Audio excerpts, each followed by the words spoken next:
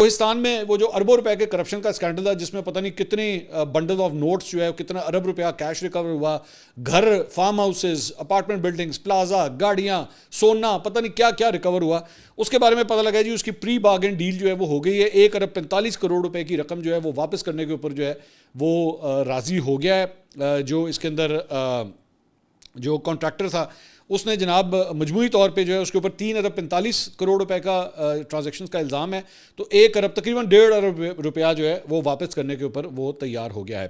یہ خبر جو ہے وہ اناؤنس بھی کر دی جائے گی. اچھا جی, اس کے علاوہ ایک کیپٹن صفدر صاحب کا ایک انٹرویو جناب وہ بڑا اس وقت وائرل ہو رہا ہے, اور انہوں نے انٹرویو کے اندر چند جو باتیں کی ہیں اس کے اوپر بڑی ان کے اوپر تنقید بھی کی جا رہی ہے.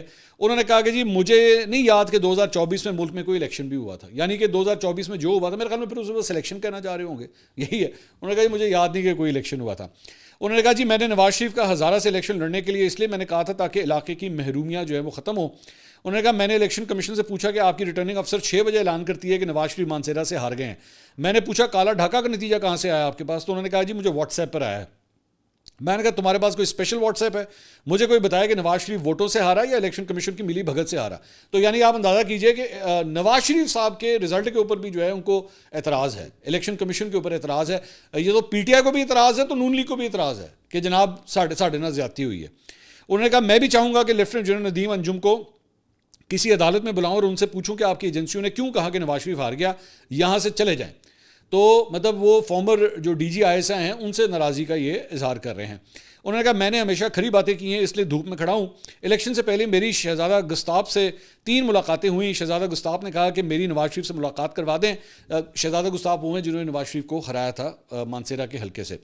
انہوں نے کہا نواز شریف نے کہا کہ میں اسلام آباد آ رہا ہوں, وہاں مل لیتے ہیں. ہر اگلے دن ہمیں شہزادہ گستاف کو ڈھونڈتے رہے پر وہ ملے نہیں. انہوں نے بعد میں الیکشن میں حصہ لیا اور ایم این اے بن گئے. اب میں لوگوں میں جاتا ہوں تو وہ کہتے ہیں کہ میں ووٹ دیتی بشیرے نوں تے نکل لائی نظیرے نوں. تو یہ ان کا بھی گلا شکوہ ہے کہ جناب پتہ نہیں ساڑھے نال ہویا کی ہے, ہینڈ ہو گیا ساڑھے نال. اس کے علاوہ جناب اب آئیے ذرا انڈیا کی طرف. ایک آپ کے ساتھ یہ بڑی انٹرسٹنگ فوٹیج شیئر کرنی ہے. یہ 32 سیکنڈ کی فوٹیج ہے, لیکن اس 32 سیکنڈ نے نا ان کی 32 توڑ کے رکھ دی ہے. ذرا دیکھیے گا. یہ بیسکلی نریندر مودی جو ہے یہ گیا ہوا ہے انڈیا, وہاں پہ اس کی یہ ملاقات ہوئی ان کے ساتھ اسٹیمر کے ساتھ, اور اسٹیمر سے یہ ہاتھ میں لاتے ہوئے زبردستی سی جپھی. وہ دیکھا اسٹیمر ہاتھ بھی نہیں, وہ گلے بھی نہیں لگانا چاہ رہا. اس کے بعد اس کا ہاتھ ڈھونڈ کے تو ہاتھ ملانا پہ کہ میرے نال ہاتھ ملے نا ہاتھ کیوں نہیں. یہ ان کو وہ جو فلموں کے اندر آتے تھے نا جادو کی جپھی والی کہ جی انہوں میں جادو کی جپھی پائی تو سارا کچھ ٹھیک ہو گیا. یہ بیسکلی یہ اپنی طرف سے جادو کی جپھی مار رہا ہے. اس کو میں ذرا دوبارہ آپ کو فوٹیج دکھاتا ہوں, ذرا آپ اس کی ذرا فوٹیج. مطلب میں تو دیکھتے کہ حیران ہوں کہ یار کیا بونگیاں ہیں, یہ کس قسم کی حرکت ہے یہ. آئی مین جا کے زبردستی اس کو گلے لگا رہے ہیں. وہ بالکل انٹرسٹڈ نہیں تھا, زبردستی اس کو گلے لگا لیا. اس نے اپنا ہاتھ بھی پہلے آگے نہیں کیا. اس کا بعد ہاتھ لبدا پہ کتنے طرح ہاتھ کتنے ہاتھ پڑا ہاتھ پڑ لیا. تو مطلب یہ ڈپلومیٹک نارمس کے خلاف ہوتا ہے. ایویں زبردستی اگلے نے جا کے جپھا پا لینا, وہ آپ کو لفٹ نہیں کرا رہا, وہ آپ سے بات نہیں کر رہا, ٹھیک ہے, ایویں زبردستی جا کے اس کو گلے لگانا. اور نریندر مودی کے اوپر جو ہے نا پہلے بھی بہت دفعہ کرٹیسزم ہوا اس باتوں کے اوپر کہ یار انسان بن کی کرنا پہ ہیں. مطلب ڈپلومیٹک نارمز ہوتے ہیں, آپ ایویں جپے جپے نہیں ڈال دیتے, زبردستی ہاتھ نہیں ملاتے اگلے کے ساتھ. لیکن اس کے اوپر جو ہے وہ اچھی خاصی مٹی پلید ہو رہی ہے اس کی انڈیا کے اندر کہ اس طرح کی جو ہے نا شودھی حرکتیں مت کیا کر. اچھا جی, اس کے علاوہ ایک ان کے ایکٹر ہیں اور اب فلم کرٹک ہیں کمال آر خان. تو انہوں نے جناب ایک یہ ٹویٹ کیا ہے اور پاکستانی پائلٹ کی انہوں نے تعریف کی ہے. انہوں نے کہا پاکستان's پائلٹ آزان won the hearts in the sky of UK with Pakistan made fighter jet JF-17. Everybody was surprised to see the unbelievable کرتبs.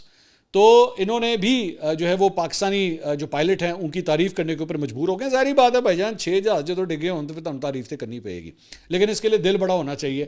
تو شکر ہے کہ اس انڈین ایکٹر نے بھی جو ہے وہ اپنا دل بڑا کیا ہے اور تعریف کی ہے پاکستانی پائلٹ کی. ورنہ نا بڑے چھوٹے چھوٹے دل ہوتے ہیں, ان سے تعریف نہیں ہوتی, خاص طور پہ جب بات مسلمانوں کے حوالے سے آئے تو ان کا منہ جو ہے وہ نہیں کھلتا.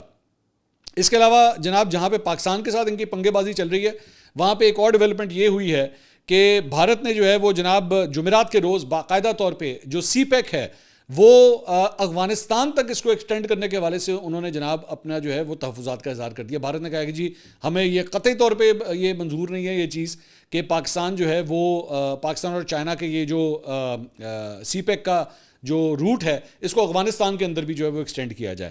تو اس کی وجہ یہ ہے کہ آلریڈی اس وقت چائنا، افغانستان اور پاکستان جو ہے وہ اس کے اوپر کام کر رہے ہیں کہ سی پیک کا یہ جو پورا روٹ ہے اس کو افغانستان تک جو ہے وہ لے کے جایا جائے. اور جو پاکستان کے اندر یہ آ رہا تھا، انڈیا کو یہ بھی ہضم نہیں ہوا تھا کہ جناب یہ گلگت بلتستان کے تھرو کیوں آ رہا ہے. یہ خنجراب سے چلتا ہے نا، خنجراب سے ہنزا، نیچے گلگت، اور اس کے بعد آگے چلتا ہوا آتا ہے کے ایچ کو جوائن کرتا ہے.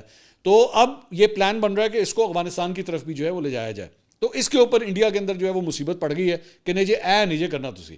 تو انڈیا جو ہے وہ فورن افیئرس کے حوالے سے ہر جگہ سے مار کھا رہا ہے. چائنا سے بھی مار کھا رہا ہے، امریکہ سے بھی مار کھا رہا ہے. اور ڈونلڈ ٹرمپ جو ہے نا وہ 2-3 دن کے بعد مجھے لگتا ہے اس نے اپنے فون پہ ریمائنڈر لگایا ہوتا ہے کہ آج اٹھ کے میں دوبارہ کہنا کہ 5 جہاز گرے ہیں، 5 جہاز گرے ہیں.